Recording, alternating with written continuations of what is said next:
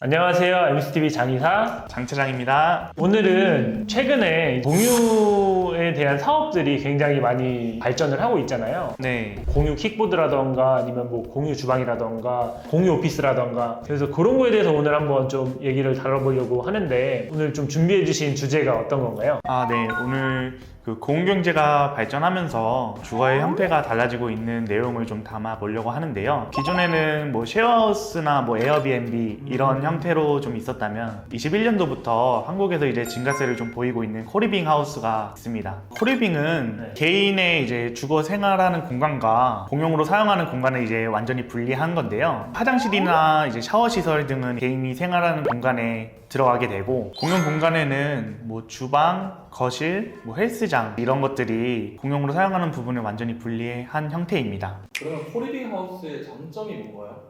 우선 개인 공간은 보통의 원룸과 비슷한 크기이지만 넓은 공용 공간을 좀 이용할 수가 있고요. 뭐 난방비나 전기세 같은 공과금을 좀 절약을 할 수 있습니다. 라운지나 카페와 같은 공간에서 공부나 운동을 같이 이용하면서 잘 활용하면 높은 질의 주거 환경을 비교적 적은 비용으로 이용하는 장점 등이 좀 있을 것 같습니다. 기사를 보면 월 110만 원에도 만실, 현대판 도시원, 코리빙 하우스 이렇게 소개가 되고 있는데요. 뭐 청년들의 주거 문화가 달라지고 있고 전세 사기 같은 거에 불안감이 이제 커지면서 전세보다는 월세를 찾는 청년 세대들이 좀 많아지고 있는데요. 그래서 코리빙 하우스가 좀 주목을 받고 있는 것 같습니다. 실제로 최근에 젊은 사람들이 주거 환경이 바뀌고 있는데, 이런 주거 환경이 바뀜에 따라 그 사람들의 소비 패턴이랑 변하는 부분이 있을까요? 소비 패턴들이 정말 좀 확연하게 바뀌는 것 같아요. 음식 같은 것들도 나가서 먹기보다는 어플을 통해서 배달을 좀 이용을 하고, 밖에서 회식이나 이런 문화보다 좀 집에서 혼자 해먹거나 이런 문화들이 좀 더 강조가 되고 있는 것 같아요. 집에 있는 인테리어라던가 잘 꾸미고 살기를 원하고, 그런 니즈들이 좀 접목이 되다 보니까 이런 주거 문화에서도 내가 조금 돈을 내더라도 나가가지고 돈을 쓰는 것보다 커뮤니티 시설 내에서 활용할 수 있는 부분들을 좀 활용해서 경제적인 절약을 누리려고 하는 게 아닌가, 이렇게 좀 생각이 됩니다. 그래서 진짜 요즘에 보면은 공유 오피스도 사실 잘 되는 게, 어떻게 보면 30평, 50평을 자기가 임차를 해서 들어가려면 인테리어 기본 뭐 몇천만 원 또 해야 되고, 또 사업이 불투명한데 사업이 잘 안 됐을 때 그걸 또 회수하지 못하는 부분들이 있다 보니까 불투명한 미래에 대한 리스크를 줄이고, 이런 것들이 좀 많이 좀 원하시고 계신 것 같아요. 그래서 그 부분이 주거 쪽에도 많이 접목이 되고 있는 것 같아요.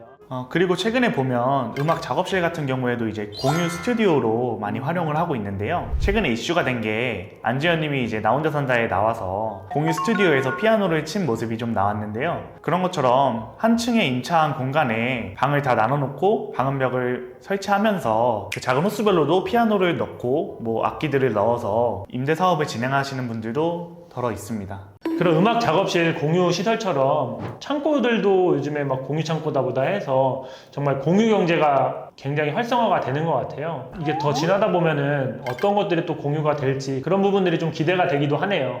사장님이 아까 기사에서 본 것처럼 코리빙 하우스의 대형 브랜드들이 있잖아요. 근데 이제 작은 건물들에서도 그런 사업을 하는 경우가 있더라고요. 그래서 건물을 매입을 고려하시는 분들이나 임대 사업을 좀 접목시켜서 좀 시너지를 내고 싶은 분들은 이런 걸 좀 눈여겨봐도 될 것 같아요. 그렇게 좀 운영하는 곳 중에 하나가 교대역의 어플로 서철하고, 여기 같은 경우도 건물 전체를 코리빙 하우스처럼 이렇게 사용을 하는 건물이 있어요. 어떻게 보면 이런 거를 잘 구성을 해놓으면 임대 수익률보다 이렇게 코리빙 사업을 영위하면서 나올 수 있는 사업 이득이 더 크게 될 수도 있을 것 같거든요. 따져보면 좀 더 좋은 투자 방안이 될 수도 있지 않을까 생각이 됩니다.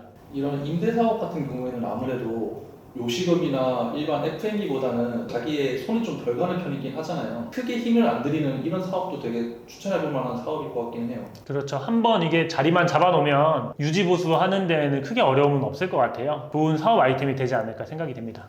오늘 코리빙 하우스에 대해서 좀 알아봤는데요. 이 코리빙 하우스는 이미 해외에서는 하나의 주거 형태로 완전하게 자리를 잡은 상태이고, 제가 오늘은 코리빙 하우스를 예를 들었지만 공유 경제가 확장해 가면서 꼬마 빌딩에도 공유 아이템을 접목시키면 좋은 사업 아이템이 되지 않을까 싶습니다. 오늘 영상을 보시고 구독자분들의 생각은 어떠신지 댓글에 남겨주시면 감사하겠습니다. 지금까지 MCTV의 장차장 장이사였습니다. 감사합니다. 감사합니다.